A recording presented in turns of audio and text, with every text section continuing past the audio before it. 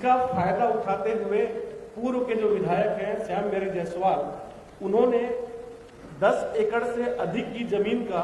जो forest right act जो होता है उसमें अपना पट्टा बनवाने का काम किया। ये जो सारी जो कॉपी है आप लोगों को मैं दे दूंगा, इसमें सारी चीज उनके पट्टे की कॉपी और जो भी कूट रचित जो दस्तावेज है, जिन दस्तावेजों के आधार पे, जो झूठे दस्तावेजों के आधार पर उन्होंने जो वनाधिकार पट्टा प्राप्त किया है, निश्चित रूप से ये संज्ञेय अपराध की भी श्रेणी में आता है। और भारतीय जनता पार्टी के जो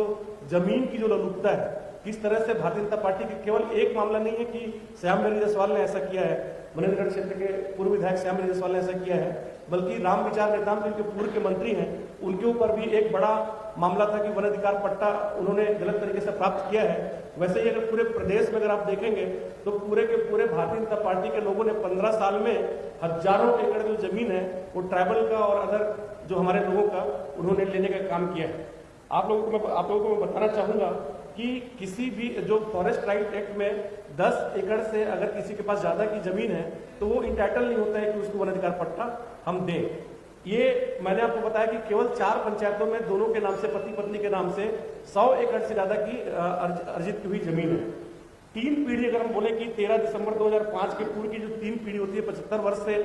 के उसके कब्जे का कोई रिकॉर्ड होना चाहिए। उन्होंने दस्तावेजों में कोई भी या ऐसा रिकॉर्ड प्रस्तुत नहीं किया, ना तो अपनी पत्नी के और ना तो अपनी माँ के नाम पे जो अभी जो 10 एकड़ से जमीन का जो इन्होंने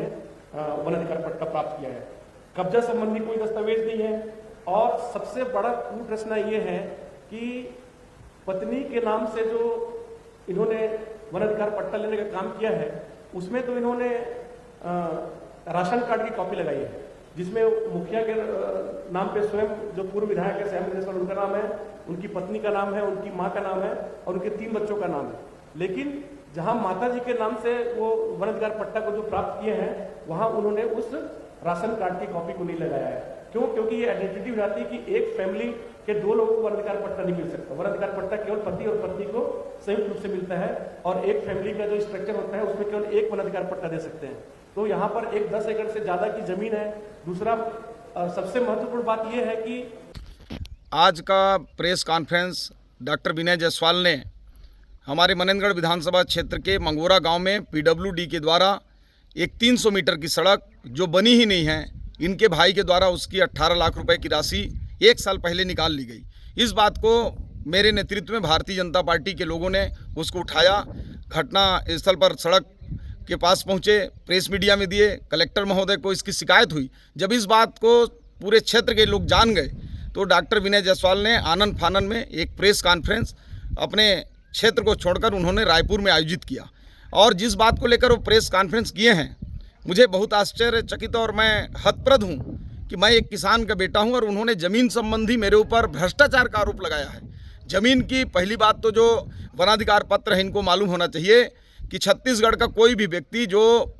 2003 के पहले से काबिज हो और 3 पीढ़ी का निवासी हो, सभी वर्ग को वनाधिकार पत्र मिलते हैं। जहाँ तक मेरी पत्नी और मेरी माँ की इन्होंने बात किया है तो वो भी इस छत्तीसगढ़ के निवासी हैं और उन्होंने इनके अनुसार मुझे तो मालूम नहीं है कि वनाधिकार के पत्र हमको मिला है, इसकी पुष्टि मैं नहीं करता अभी तक, लेकिन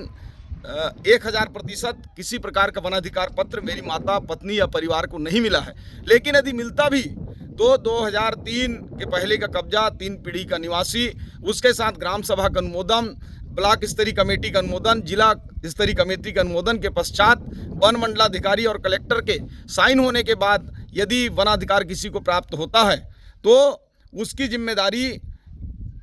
शासन और प्रशासन की है। यदि इनके कथनानुसार कोई भ्रष्टाचार इसमें हुआ है, कोई गलत तरीके से बना है, तो ये क्षेत्र के विधायक हैं, प्रेस में जाने की क्या आवश्यकता है? इसको ये जांच कराते,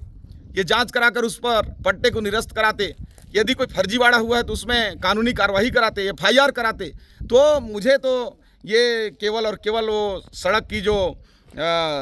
18 लाख की हेराफेरी इनके भाई के द्वारा किया गया है, उसको, घटना को दबाने के लिए उन्होंने इस प्रकार का प्रयास किया।